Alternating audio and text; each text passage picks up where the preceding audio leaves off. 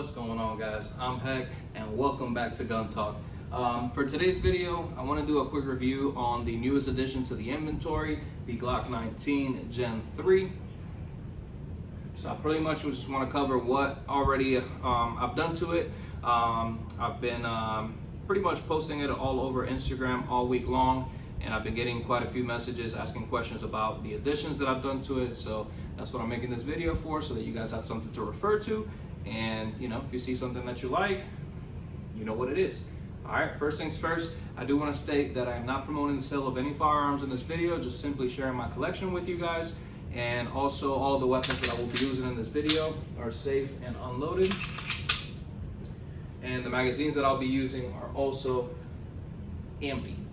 All right, so for all my Glock people, if you already know, the Glock pretty much just comes, by itself. It doesn't come with the light or that, trigger or the mag roll or anything. It just comes with its piece. I almost wish I didn't put all the attachments when I made this video, but I don't know, I wanted to have the complete thing before I made it. So, and then also comes with 2 magazines and one of those little magazine loader things that you put in here that help out a ton, especially with the Glock magazines being so hard to load sometimes. But this is the magazines that it comes with, the regular. It is a 15-round magazine. And then I've already added an extended magazine plate on this one, which we'll talk about that here in a second. But yeah, just wanted to show you just basically base model what it comes with, and now we're gonna kind of cover what I've already done to it. So first thing that I bought on this firearm was the Timney trigger. I have the Timney trigger currently on my XR920, and I've put a couple thousand rounds through it already, and I absolutely love this trigger. And when I was shopping for this trigger, it was actually between this one and the Apex is what was going head to head.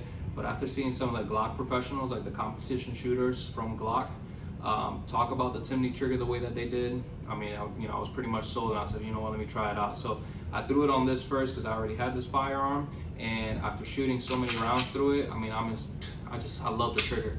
It's a 3-pound trigger.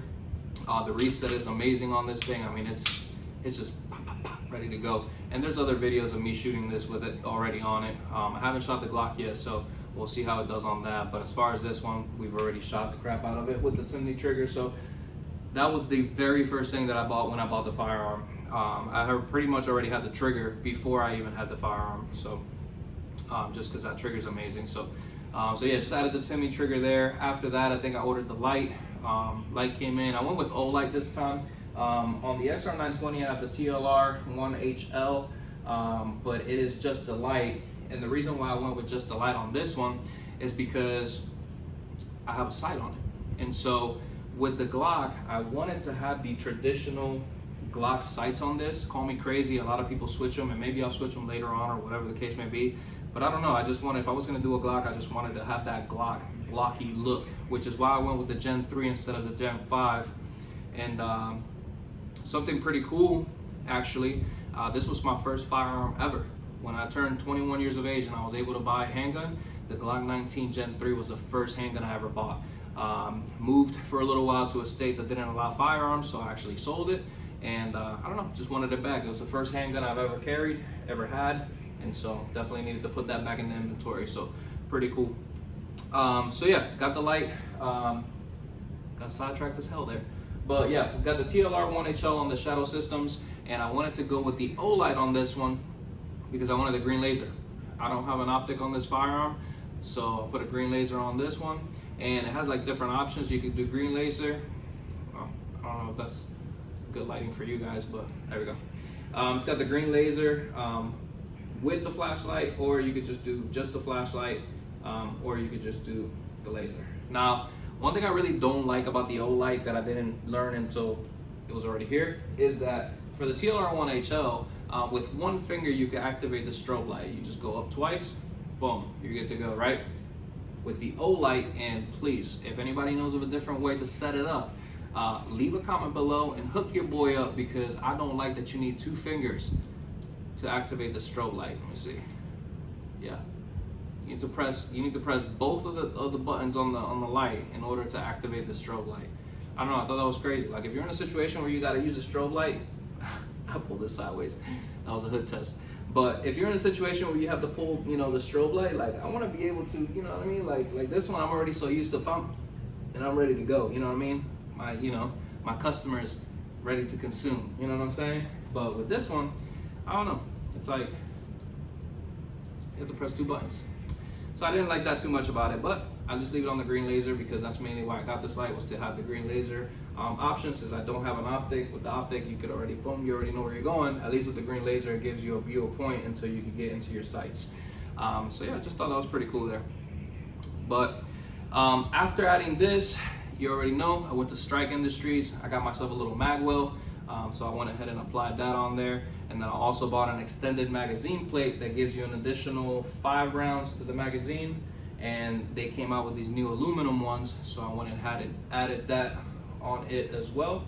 And so yeah, now, you know, I had 15+1 capability. Now I have 20+1 capability, which is pretty cool for a compact size. You know, because at the end of the day, this is a compact firearm. And let me see if I can just hook you guys up here.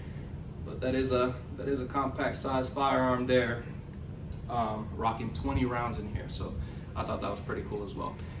So yeah, just wanted to cover what I have in it right now. That way you guys can see. I am waiting. I went ahead and ordered goon tape because I am going to be putting goon tape on the handle. I'm going to try it first because I've never had goon tape on a firearm before. So I'm going to put it on there first, see how it looks, see how it feels around my hand and everything. And then depending how you know, if it makes the cut, it'll stay. If it doesn't, then it's got to go.